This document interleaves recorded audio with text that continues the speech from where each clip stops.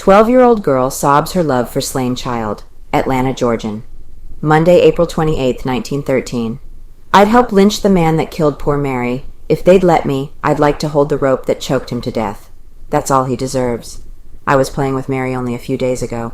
She was my playmate nearly every day. But when I saw her dead body, I wouldn't have known her. Her face was so bruised and out and swollen.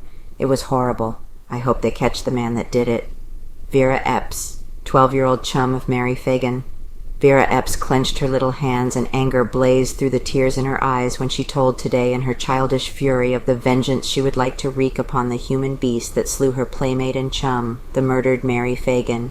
She was at her home, 246 Fox Street, which is only a short distance from the Phagan home, the backyards of the two houses adjoining. Her eyes were still wet with weeping over the fate of her little chum, and she was a-tremble with the horror of it.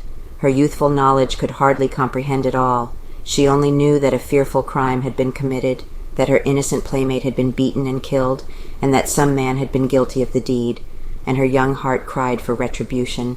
"Oh, I just wish I might help lynch him," she exclaimed. "I would be glad if I might only hold the rope. It's all that he deserves."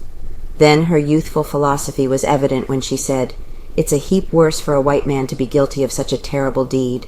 It was difficult to get the little girl to talk at first. She had been crying for hours over the loss of her playmate, and was almost in hysterics from the recollection of the gruesome spectacle which had met her eyes when she gazed upon the mutilated corpse. She clasped and unclasped her hands nervously, and was unable to utter a word when the first question were asked her. "One thing I know," she finally was able to say. "Mary was a good girl. She was just as nice as she could be. We all knew that. I know because I played with her every day.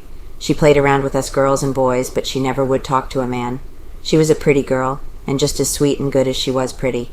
I couldn't believe it when Mrs. Reed, who lives next door, came over to our house and told us that Mary had been found murdered. It was only last Thursday that Mary and Lillian Waynell, who lives at 249 Fox Street, and I were playing over there on the embankment. We all cut our initials in the hard dirt on the embankment, and we're going to leave hers there, MP.